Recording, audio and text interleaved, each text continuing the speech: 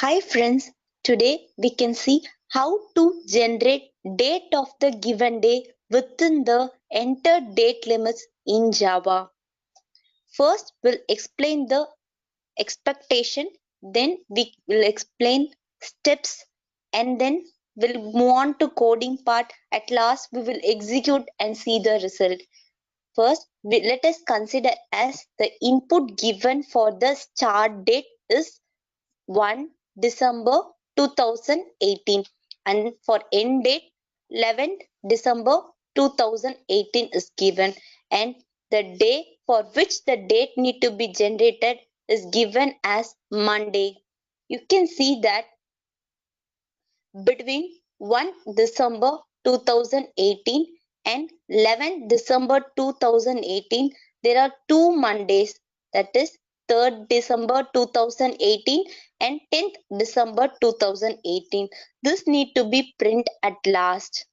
Here we'll see the step how to achieve this generation.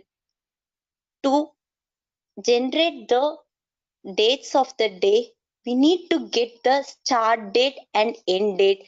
In Java, we can get the start date and end date with the help of local date class that is available in java.time package. Also, we need to get the date in the specified format. For example, in our coding, we can see dd-yum-yum-y-y is the format that need to be entered. That is, for example, 01-Jan 2011 sticks to this format. We can achieve this with the help of datetime formatter class that is available in java.time.format package.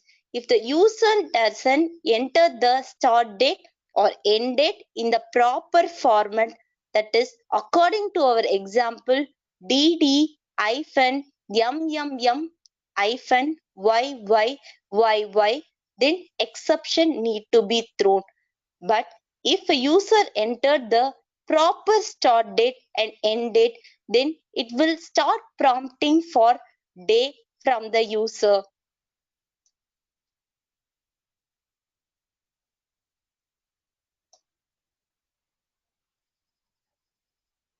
Then after getting the day, it will check whether the proper day have been entered. If the user entered improper day, that is day other than Monday, Tuesday, Wednesday, Thursday, Friday, Saturday and Sunday, then some error message need to be thrown that improper day have been entered and the program will be exited. Else, if the user have been entered the correct date, also the day for which the date need to be prompted, then the first occurring date of the date between the start date and end date limit need to be found. Next, after finding the first occurrence, the date is increased by 7 until it reaches the end date, because a date of a day will occur once in a week, that is Monday will occur in once in a week. For example, if the date of the day is not found within the start date and the end date limit, some error message need to be printed that no date have been found for the given day. We'll move on with explanation next. For achieving this, we need to follow 5 blocks in the program.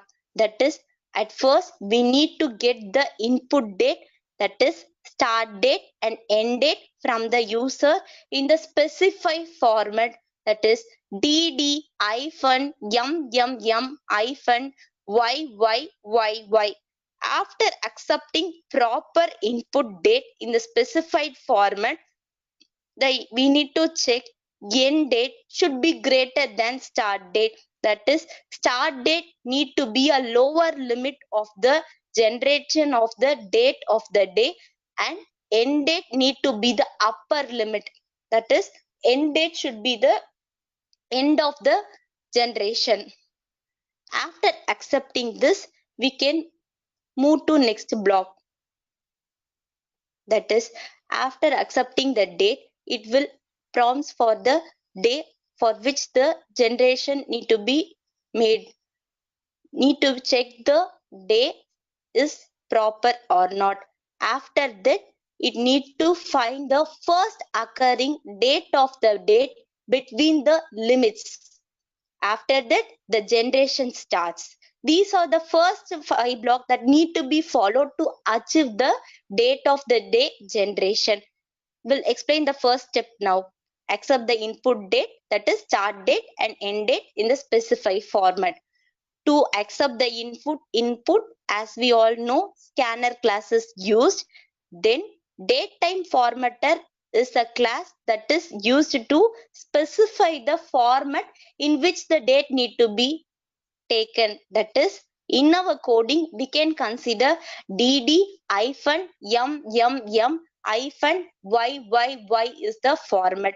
After specifying the format, then we can move on with start date accepting and end date acceptance. Here, to accept the date, we need to use local date class that is available in java.time. Here, s.next will prompt the input from the command prompt and will apply the format, and it will convert, that is, it will pass to local date type and will store it into a variable, say start date. Similarly, end date value is also accepted. After accepting start date and the end date, it need to be checked that whether start date is the given properly as lower limit and end date is given as an upper limit. That is, if start date compared to end date it's lesser than, then it will return -1 as the answer. As compared, if it returns -1, then it will continues with the program, else it will tell that start date is lesser than the end date. Then third block. In third block, it accepts proper day from the user. That is, when it prompts, if a user enters a improper day, some exception need to be thrown. In order to make that checking, we can keep that day that is given by the user should be equal to any of these days, that is Monday, Tuesday, Wednesday or Thursday, Friday, Saturday or Sunday. If it is between these any of this one day, then it will enters into the generation, else again it will throws an exception message that improper day have been entered. After getting the proper day, it will goes with how to find first occurring day between the limits. That is, for example, we can give the input as start date 1st December 2018, end date is 11 December 2018, and the day for which the date need to be generated as Monday. Now, in for loop, it will increase each day until it reaches the Monday. That is, first occurring Monday we can extract. For this, we need to initialize the loop. That is, I equal to 0. The I is checked until the start date length of month. Here, it represents the length of the month. That is, in our example, we have given the input as 1 December 2018 as the start date. So you can check December have the days count as 31. Here start date dot length of the month will gives the result of 31. After checking that, this another condition need to be checked also, that is we have entered the end date limit also. Always the start date need to be lesser than end date, so we will keep that comparison also for checking. Then if until the end date is occurring, it need to check at least one occurred date of the day is found. So we need to increment this. In our example, we will start looping here. If the day, that is for in our example, given input of the day is Monday, is equal to the start date dot get day of the week. That is, here it returns the date of the date. That is, for example, get day of the week will return Monday for 3rd December. That is, 3 is a Monday. So, get day of the week will give us Monday. If it satisfies this, then it will enters into if. Else, it will increment by 1. That is, start date dot plus day 1 will give the addition of another day. In our case, we can see that input date is 1 December 2018. So we'll explain one by one. Now value of I is 1. It enters into a loop. It checks whether 1 is a Monday. It is not Monday, right? So it will not enters into a if. Then it will goes to else part and enters the start date value as 2. Now it will check whether 2 is a Monday or not. That is also not a Monday, so it will not get inside the loop. Then it will increment the date by 1. Now the date is 3. It is Monday, so it get inside this. Now flag value is a temporary variable which will indicate that the flag have been set at, that is, here if the day have been found, then the value will be incremented. So here at this step, flag is set at. Next, flag date is another temporary variable which will hold the start date value that need to be generated. So first found Monday, that is 3 December 2018 in our case, will be stored in the flag date. After finding this, break is executed, that is, for loop is exited. Then the next step is followed, that is, we need to generate the Monday's date until it reaches the end date. So here we have placed a logic in order to reduce the loop execution time and loop complexity. We can also print here, but it will take more time. That is, until it reach 11, it will keep on adding 1 and compare to Monday, and it will goes on printing. So it executes many time when compared to next loop.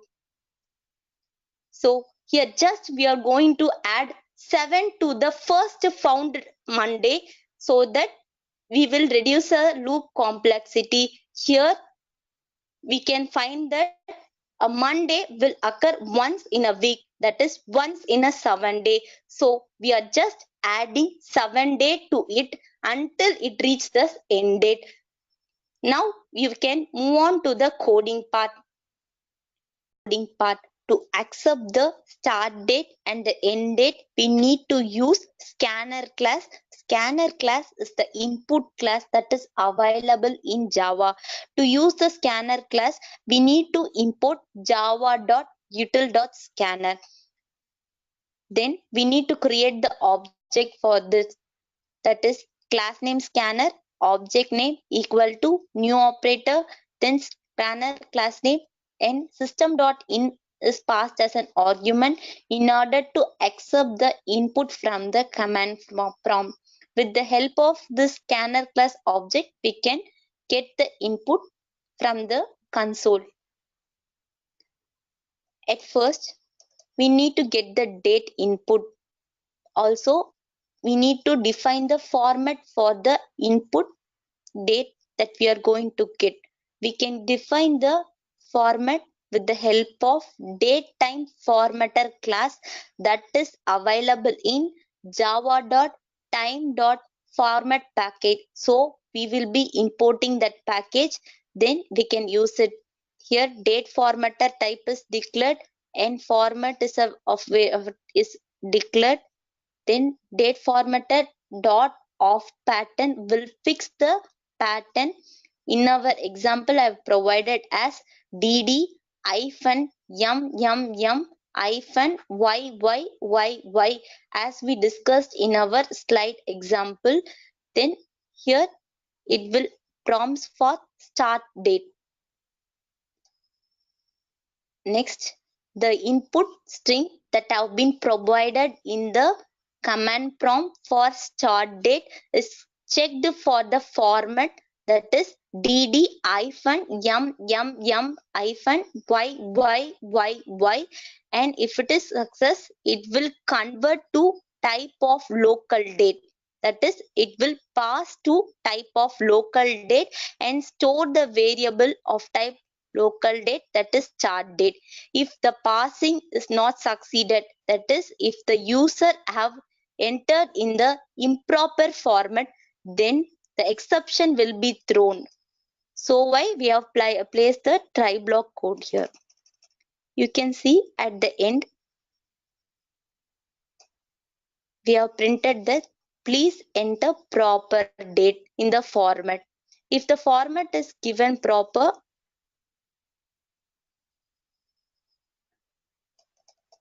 then it will move on with accepting another date, that is end date. Similarly, for end date also the converting is checked. If it have any exception, the same way it will move to the exception part and print that the format is inappropriate. After accepting the start date and the end date, it will compare the start date with the end date whether it is lesser than end date. If it succeeded, then it enters into the loop part. Else, you can see that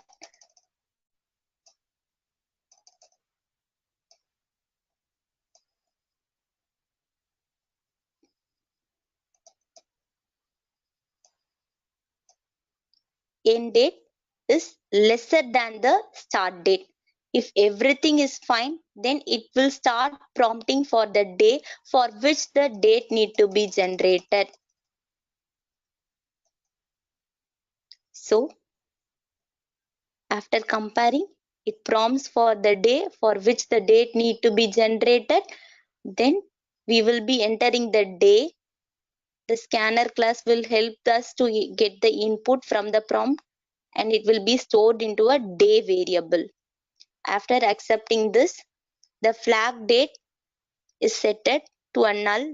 This is a temporary variable of type local date that will be used while generating, and another temporary variable flag is used to check it. Next, you can see that we will be using another stdate of type of local date in order to store the start date here at, and we will be printing the start date at the end. Next, it will check whether the given day, that is entered day here, is proper or not. For that, it will check date dot equals Monday or not, like that. You can also see that we have converted the input that have been provided to lower case in order to check here. Here we have checked with lower case. So there we have converted with lowercase.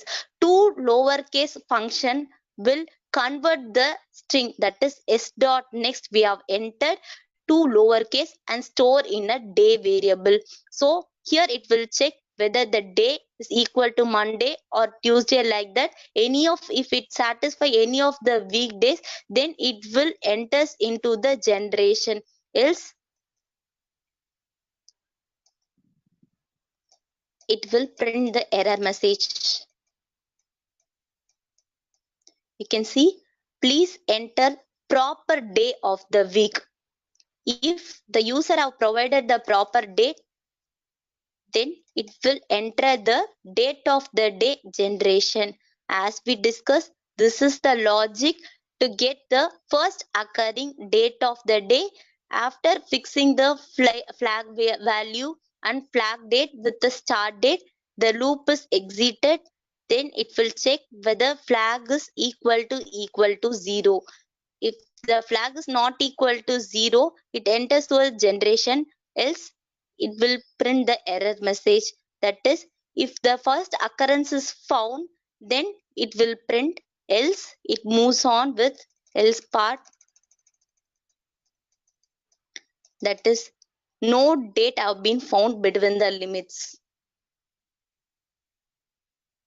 If the first occurrence is found, the flag value will be having the value of 1. So it enters into this block. Then it will just increment it with 7 until it reaches the end date. Here dot plus date just will be adding 7 days to our flag date that we obtained here. So we have generated here. Now we'll execute to have the better knowledge. Now we can see the execution part. As discussed in our slide, the same example I will provide here. First, we can see the positive result, positive case.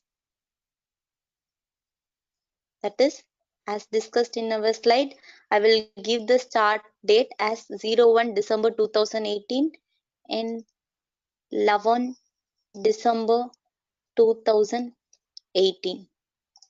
Will enter Monday. You can see 3 and 10 is printed between our limit, that is 1 and 11. 3rd December and 10th December are Mondays. This is the positive case. Next, we can move on to a second case where inappropriate day have been entered.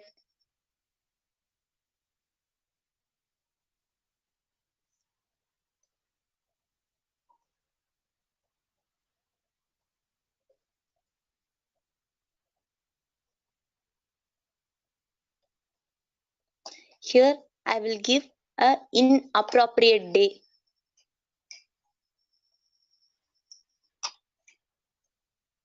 Something like that. This is not one of the weekdays, so it prints that you need to enter the proper day of the week. Next, again, we can move to the another negative case. We can give the inappropriate date itself now.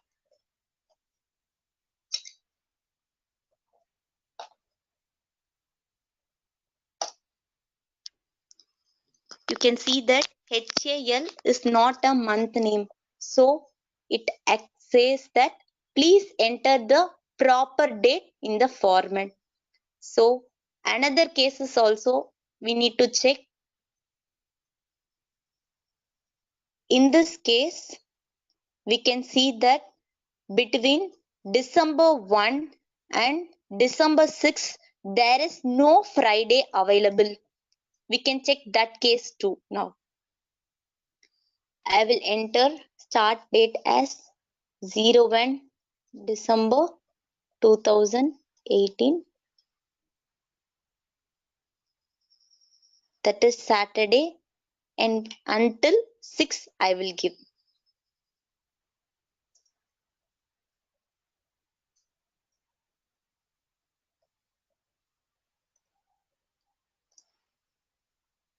Then we'll give the Friday.